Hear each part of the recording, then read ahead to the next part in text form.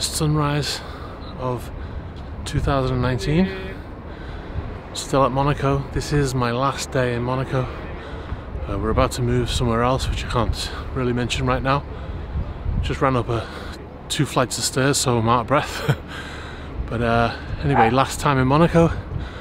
Let's have a walk around, let's have a little talk. I'm going to go over to the Monaco Yacht Club and show you what's on that side, because I don't often go on that side of the marina.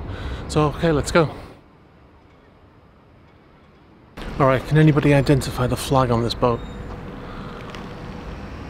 And this information down here is not what the women have to wear when they come on board. This is Super Yacht Grace. It's 52 meters. It's built by Amel's Dutch shipyard, and it's a Tim Haywood design, so it's very popular. He's built a lot of very high-profile yachts.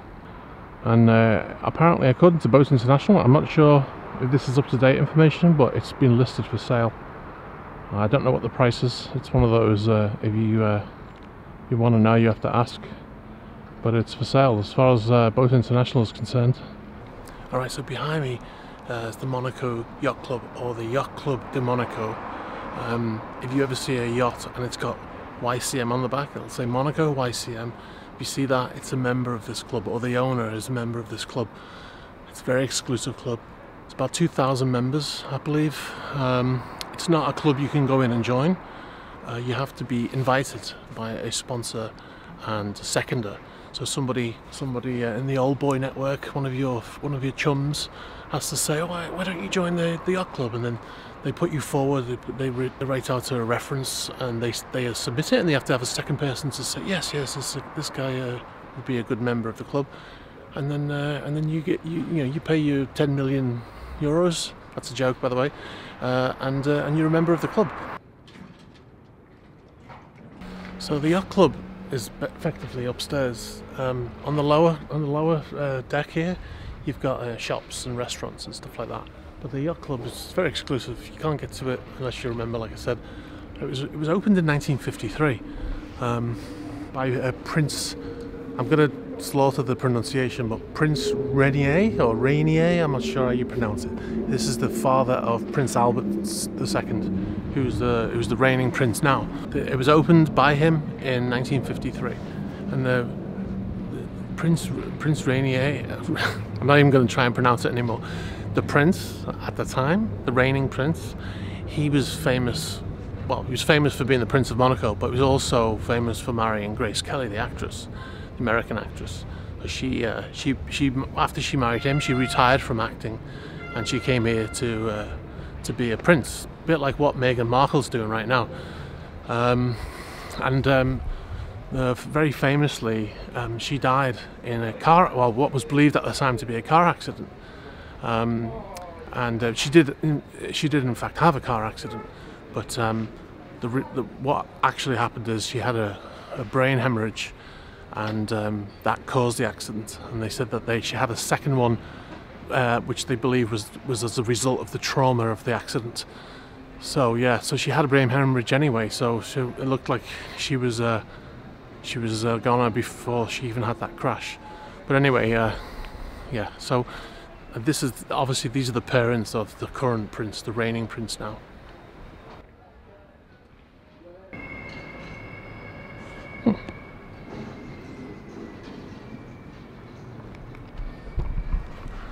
I think that's the first time I've ever seen a yacht with a Luxembourg flag on it.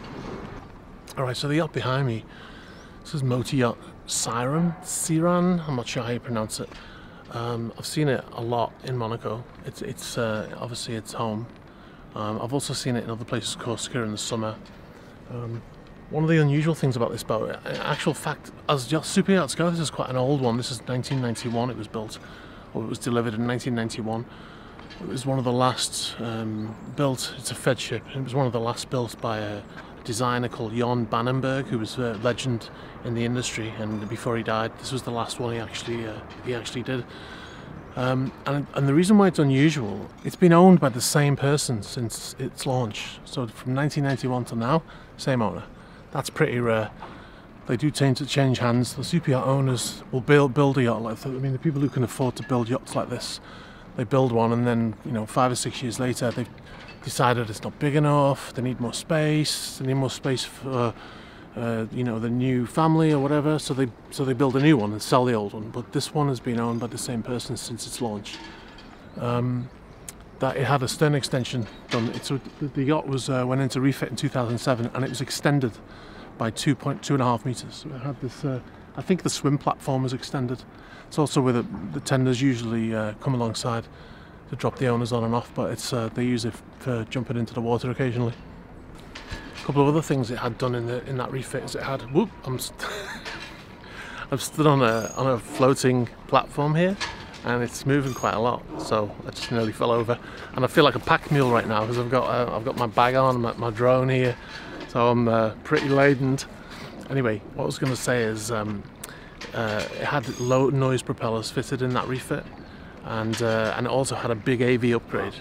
One of the things that yachts like this most often need when they go into refit, like a 10-year-old yacht, the biggest significant change from when it's launched is the tech, because, you know, I mean, you all know what the rate of changes with technology. So a boat like this probably take 3 years to build. So from about halfway through the build, the equipment starts to get put on the technology. So by the time it's launched, some of that technology, I've been on yachts where the technology's been replaced before the yacht even gets out of the shipyard. So that's how fast the movement is of technology. So one of the things that will happen with a boat like this when it goes into refit is it's going to have a major IT upgrade and a major AV upgrade as well, audio visual, all the TVs, the technology behind it, the Crestron, which is a system that controls all the televisions and stuff like that. That stuff goes obsolete so quickly that it always needs to be upgraded, and that's one of the biggest things on an old yacht that you find when you get there, is the technology is usually out of date. But this one upgraded in 2007, so you think about it, that'll be out of date already now. I mean, well, not already, but that's like over 10 years ago. So, but what normally happens is it's continuously upgraded. New stuff's added as and when it comes out. But yeah, like the brain, the matrix, that's not something you can just install overnight. So that needs to be done in a refit. So behind me here, this is a Multiup Seawalk. Now, if you watch the video I talked about volume versus length, you'll remember that I referred to this boat as being the difference between Atlantis II and Rainier. The actual volume, the interior volume being the difference, like 2 of these is the difference between those other 2 boats, which is incredible when you stand here and look at it. I mean, it looks like a significant yacht. It's a 62-meter yacht. It's 1,100 gross tons. It looks like a considerable yacht, but when you consider it like that, it seems tiny. It's built in 2007 by Oshenko, and it was refitted in 2014, so it's had a pretty recent refit. It was originally called Lady Christina. Oh, just telling you about stern extensions being quite rare. And then I see this Multiup White Star, which is an unusual name really. It reminds me of the White Star line, Titanic. I'm not sure whether I'd want to have anything that reminded me of Titanic, name of my boat, but anyway, I'm superstitious. But anyway, I was saying about stern extensions being quite rare, but this one's had one too. So this one went from 47 meters to 49.5 meters. So it had a 2.5 meter stern extension. So yeah, saying it's quite rare, and then like one boat after, literally, I see another boat that's had the same thing. So yeah, maybe it's not as rare as I made out in the first place. This boat here is called Fly Me to the Moon. I'll say a Frank Sinatra fan. I always go on about, when I say an old boat, I always talk about, I always get excited about old boats because it reminds me of a time gone by. It reminds me of, you know, possibly my father might have seen this yacht somewhere, in the 1940s, 1950s or something like that. Unfortunately, this boat, although it looks old, is actually quite new. It was delivered in 2012, so it's not an old boat. It just looks old. It's just whoever owns it obviously likes the look of old boats. But I mean, personally, if that was me, I would have found an old boat and restored it rather than build one that looks old, that's actually new. But you know, whatever floats your boat. as they say. It's 48 meters, 159 feet. Yeah, I don't know much about it. It's built in Turkey, but yeah, it's not what it seems. Yeah, I'm not sure how I feel about that one. I like the look of it. I think it looks cool, but the idea that it's not actually old, I don't know. There you go. Okay, so if you're wondering where the yacht club is, just to give you an idea, if you look up there, that rounded building there, that is the Hotel de Paris, very famous. That's in Casino Square. So Casino Square, just to the right of that building there, and if you're a Formula One fan, the tunnel, the famous tunnel, Monaco tunnel, is just behind this. It actually comes out in front of the main entrance to the Monaco Yacht Club. Alright guys, so I'm going to wrap up here. I hope you found this video interesting. If there's anything that I sort of showed in the video but didn't do enough information about, let me know. To be honest, we're actually leaving in the next day or two, so even if you do, I probably won't be able to get back here, but I'm here quite a lot, so in the future I might be able to look at it. If you're interested in me doing maybe a loop of the Formula One circuit in my car and pointing out the different places, also I can do that also, but let me know if you're interested in that. Nothing to do with the yacht, but you know, while I'm here. But anyway, if you liked the video, please give it a thumbs up, please subscribe if you haven't already, and I'll see you next time. Alright.